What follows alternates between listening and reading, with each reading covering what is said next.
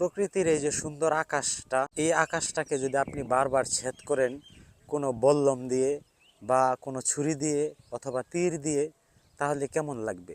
বিষয়টা কেমন হইতে পারে? আমরা তো সবাই জানি ফারাওরাজদের ইতিহাস বা ফেরাউনদের ইতিহাস আমরা জানি। ঈশ্বরের সাথে যার ক্ল্যাশ ছিল, এবং আমরা কথিত আছে শুনেছি যে সে তীর নিক্ষেপ করেছিল উপরে ঈশ্বরকে হত্যা করার জন্য। তো এরকম কাজ যদি আপনি বা আমি করি, তাহলে এটাকে আমরা কিভাবে নিব?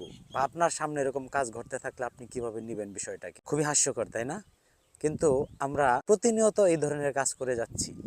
আমরা এই সুন্দর যে প্রকৃতি আছে, আমাদের এই যে মহাবিশ্ব, এই মহাবিশ্বকে আমরা দিনকে দিন ধ্বংস করছি। এবং সৃষ্টিকর্তা ঈশ্বর আল্লাহ আমাদেরকে যে ক্ষমতা দান করেছেন, এই ক্ষমতার অপব্যবহার করে আমরা তারই সৃষ্টি, অপার সৃষ্টির ধ্বংসলীলা চালিয়ে যাচ্ছি। সিএফসি, ক্লোরোফ্লোর কার্বন, কার্বন পোড়াচ্ছি, আমরা জৈব জ্বালানি পোড়াচ্ছি, আমরা ক্ষতিকারক কেমিক্যাল, সেই কেমিক্যালগুলি যথেচ্ছ ব্যবহার করছি।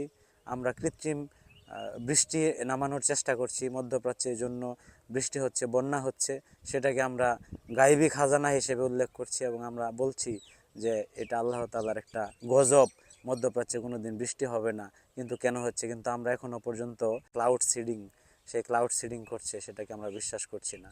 তো এগুলি করে আমরা আলটিমেটলি আমাদের প্রকৃতির 12টা বাজাচ্ছি। আমাদের প্রকৃতির যে সুন্দর চেহারা, সেই চেহারাটাকে আমরা নষ্ট করে ফেলছি। আমরা আমাদের কর্মক্ষমতা আছে, সেই কর্মক্ষমতা দিয়ে আমাদেরকেই নষ্ট করছি এবং ভবিষ্যৎ প্রজন্মের জন্য এই পৃথিবীটাকে বসবাসের একেবারে অযোগ্য করে দিয়ে যাচ্ছি।